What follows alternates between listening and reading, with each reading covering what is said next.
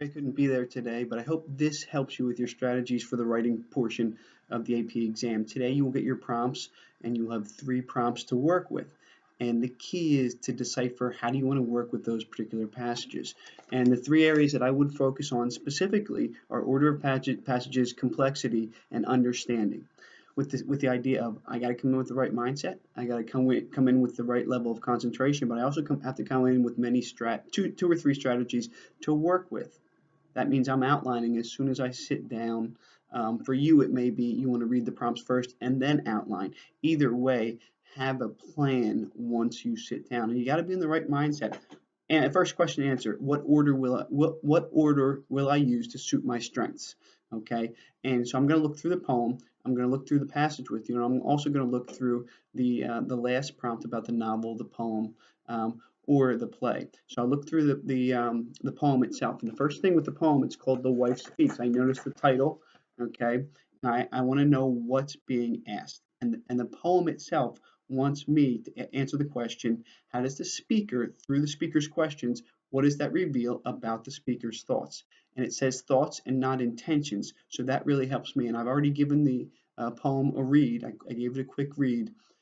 The language, it feels like a contemporary piece, although it is not. It's written in 1895, although I feel like I can maneuver and work with it. So that gives me a level of comfort for that particular poem. I have to work with 3 things: structure, imagery, and tone. I'm starting off with tone, I'm going to structure, and then that's going to lead into imagery. Tone facilitates everything else for me with this poem. It may not facilitate everything in another poem, but what I'm reading and I'm trying to organize my thoughts pretty quickly and process things, I got to start with tone. The next thing I want to think about here is how, in this particular case, is the poet using imagery and using structure? What component of structure do I want to focus on? And then what type of imagery do we see? What type of sensory imagery is being used? So I feel comfortable at the poem, and then I'm going to go to the passage. And the passage is called Poor Visitor. It's written in a contemporary 1990.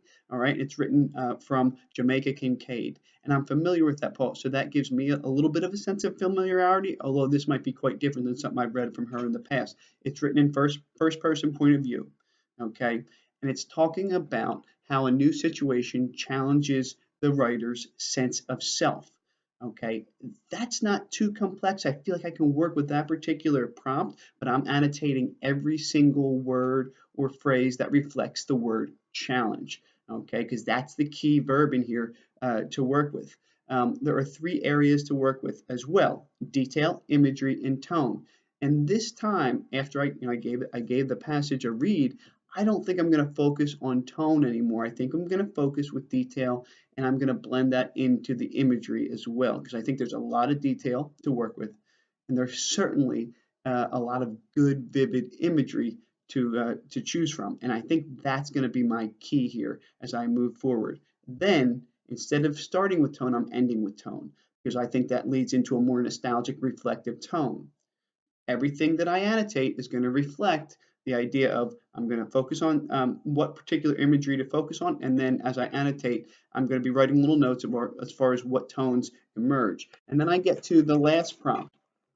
And there's a long quote at the beginning, so I better understand that quote. Courage is not the absence of fear, but rather the judgment that something else is more important than one's fear. So I have to ask myself, what does that mean? Do I understand what that means? And I think I have an understanding what does the character prioritize over fear itself.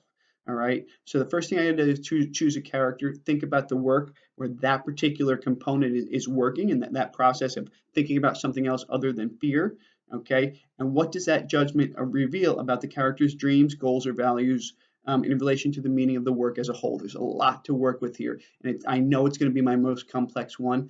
I don't think I want to start with it. I think I still want to go with poem, passage, and then end with this one. Maybe giving this one a little, be very precise about giving this one a little bit more time to work with than the other ones. I want to work with the chapter in Things They Carried that we just looked at on the Rainy River with Tim O'Brien, and how the fear of humiliation, or just the idea of being humiliated, conquered the fear of going to battle. And I want to focus on that. And the work of a whole is a war. It feels like a war novel but it's more about the humanistic aspects of leading, what someone goes through about like entering war, and then the repercussions of being in war. So I hope that helps you today as you start. Good luck, but be as focused as you can be. All right, and then we will go over them on Tuesday. Thank you very much.